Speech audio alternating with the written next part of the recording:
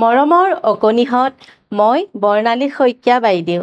আজি তোমালোকলৈ লৈ আহিছোঁ ঝংকাৰ পাঠ্যপুথিখনৰ 4 নম্বৰ অধ্যায়ৰ 3 নম্বৰ অংশটি। আহাচোন এই অংশটিত কিনো আছে চাওঁ। প্ৰথমতেই আছে পাঠ 1 লুকা-ভাকু। পাঠটিৰ নাম হৈছে লুকা-ভাকু। এতিয়া তোমালোকে মোক কোৱাচোন, তোমালোকে লুকা-ভাকু খেলি পাইছানে? কেনেকুৱা লাগে বাৰু? নিশ্চয় ভাল লাগে নহয়নে? আমি লুকা-ভাকু খেলি বিৰাট ভাল পাওঁ। এতিয়া মই তোমালোকক এখন ছবি দেখুৱাম। তোমালোকে সেই ছবিখন চাবা কেনেকৈ জীৱ-জন্তুবিলাকেও লুকা-ভাকু খেলিছে। এই ছবিখনলৈ চোৱাচোন তোমালোকে। ইয়াত কি জন্তু আছে বাৰু? হাতী নহয়নে? কেৰ্কেটুৱা আৰু বান্দৰ, শিয়াল নহয়নে? এই জন্তুকেইটাইও লুকা-ভাকু খেলিছে। এতিয়া আমি কেনেকৈনো তাহাঁতি লুকা-ভাকু খেলিছে সাধুটো শুনো আহাচোন। এদিন এখন হাবিৰ জীৱ-জন্তুবোৰৰ লুকা-ভাকু খেলিবলৈ মন গ'ল। শিয়াল, হাতী, কেৰ্কেটুৱা, বান্দৰ সকলো লগ লাগিল। সকলোৱে মিলি কোনে প্ৰথমে চকু মুদি থাকিব আলোচনা কৰিলে। এই ছবিখনলৈ তোমালোকে দেখা পাইছাই নহয়নে? কেনেকৈ তাহাঁতি কি কৰিছে, এই জন্তুকেইটাই আলোচনা কৰি আছে কোনে প্ৰথমে চকু মুদিব। অৱশেষত ঠিক হ'ল যে বান্দৰে চকু মুদি থাকিব। বাকী জন্তুবোৰ লুকাবলৈ গ'ল। কেৰ্কেটুৱা লুকাল এটা জোপোহাৰ আঁৰত। শিয়াল লুকাল এটা উই-সাফলুৰ আঁৰত। অৱশেষত তাহাঁতৰ কোনে চকু মুদি থাকিব? বান্দৰে চকু মুদি থাকিব। আৰু বাকী হাতী, কেৰ্কেটুৱা আৰু শিয়ালে কি কৰিব? লুকাব। এতিয়া চোৱাচোন কেৰ্কেটুৱা ক'ত লুকাল? আমি ইয়াত চাওঁ আহা কেৰ্কেটুৱা ক'ত লুকাল? কেৰ্কেটুৱা এজোপা জোপোহাৰ আঁৰত লুকাল। এইজোপা জোপোহা দেখা পাইছানে? ক'ত লুকাই আছে? জোপোহাৰ আঁৰত। আৰু শিয়াল কি ক'ত লুকাইছে? এটা উই-সাফলুৰ আঁৰত লুকাইছে। আৰু এইফালে বান্দৰে কি কৰিছে? চকু মুদি আছে নহয়নে? এইবাৰ চাওঁ আহাচোন। হাতীটো ওচৰৰে এজোপা গছৰ আঁৰত লুকাই থাকিল। সকলোৰে লুকোৱা হলত কেৰ্কেটুৱাই ক'লে কুক নহয়নে? এইবাৰ চোৱা হাতীটো ক'ত লুকাল? এজোপা গছৰ আঁৰত নহয়নে? আৰু যেতিয়া সকলোৰে লুকাই হ'ল তেতিয়া কেৰ্কেটুৱাই কি বুলি ক'লে? কুক বুলি ক'লে। এতিয়া চাওঁ আহা, চকু মেলিয়ে হাঁহি হাঁহি বান্দৰটো গছজোপাৰ ওচৰলৈ গ'ল। লুকাই থকা হাতীটোক ক'লে ভা। কি হ'ল? বান্দৰটোৱে চকু মেলি কি কৰিলে? যেতিয়া কুক কোৱাৰ পাছত বান্দৰটোৱে চকু মেলি গছজোপাৰ ফাললৈ গ'ল আৰু হাতীটোক দেখি ক'লে ভা। কাৰণ হাতীটো যদিও গছজোপাৰ আঁৰত লুকাইছিলে, তাৰ শৰীৰটো প্ৰকাণ্ড হোৱাৰ বাবে তাৰ কি হ'ল? আধা অংশ ওলায়ে থাকিলে। আৰু কি হ'ল?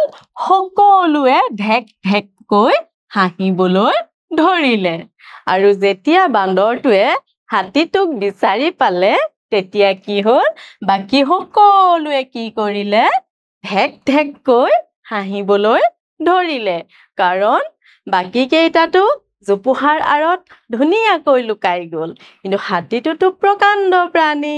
গতিকে হাতীটো লুকাবলৈ কি হ'ল? ঠাই নাছিল। গছজোপাৰ আঁৰত লুকাইছিল যদিও শৰীৰৰ আধা অংশ ওলাই থাকিল এতিয়া আমি ক্ৰিয়াকলাপ কৰোঁ আহা কিনো ক্ৰিয়াকলাপ দিছে পঢ়ি চাওঁ আহাচোন কথা পাতো আহা ইয়াতে কিছুমান প্ৰশ্ন সুধিছে আৰু সেই প্ৰশ্নসমূহৰ আমি কি কৰিব লাগে উত্তৰ দিব লাগে আহাচোন কিনো প্ৰশ্ন সুধিছে চাওঁ হাবিত কোনে কোনে লুকা ভাকু খেলিলে হাবিত কোনে কোনে লুকা ভাকু খেলিলে হাবিত বান্দৰ কেৰকেটুৱা শিয়াল আৰু হাতীয়ে লুকা ভাকু খেলিলে এইবাৰ কোৱাচোন লুকা ভাকু খেলোতে কোনে চকু মুদি থকাটো ঠিক কৰিলে লুকা ভাকু খেলোতে বান্দৰে চকু মুদি থকাটো ঠিক কৰিলে হাতী ক'ত লুকাইছিল কোৱাচোন হাতী ক'ত লুকাইছিল হাতী এজোপা গছৰ আঁৰত লুকাইছিল এইবাৰ কোৱাচোন বান্দৰে কিয় হাতীক প্ৰথমতে দেখিলে কিয় দেখিলে বাৰু কাৰণ হাতীটোৰ গাৰ আধা অংশ কি হ'ল ওলাই আছিল নহয়নে এইবাৰ কোৱাচোন তুমি লুকা ভাকু খেলিলে ক'ত ক'ত লুকোৱা কোৱাচোন বাৰু ক'ত ক'ত লুকোৱা ঘৰত যদি খেলা বিছনাৰ তলত ঘৰৰ পিছফালে নহয়নে গছৰ আঁৰত ঠিক তেনেকৈ বিদ্যালয়ত যদি লুকা ভাকু খেলা ক'ত লুকোৱা শ্ৰেণী কোঠাত লুকোৱা হয়নে বিদ্যালয়ৰ পিছফালে লুকোৱা নহয় জানো এইবাৰ কোৱাচোন লুকা ভাকুৰ উপৰি তোমালোকে আৰু কি খেল খেলা আৰু কেনেকৈ খেলা লুকা ভাকুৰ উপৰিও তোমালোকে নিশ্চয় পাৰ পানী টেকেলি ভঙা অলং দলং নহয়নে আৰু কি খেলা কুট কুট এইসমূহ খেল খেলা আৰু কেনেকৈ খেলিব লাগে তোমালোকে গম পাইছাই নহয়নে যিহেতু তোমালোকে এই খেলসমূহ খেলিয়ে থাকা এইবাৰ তোমালোকে কোৱাচোন সকলোৱে কিয় ঢেক ঢেককৈ হাঁহিলে সাধুটোত সকলোৱে কিয় ঢেক ঢেককৈ হাঁহিলে কাৰণ বান্দৰটোৱে হাতীটোক বিচাৰি উলিওৱাত অলপো কষ্ট নহ'ল চকুকেইটা খুলিয়েই হাতী দেখাই পালে হয়নে আৰু সেইটো কাৰণে সকলোৰে ঢেক ঢেককৈ হাঁহি উঠিল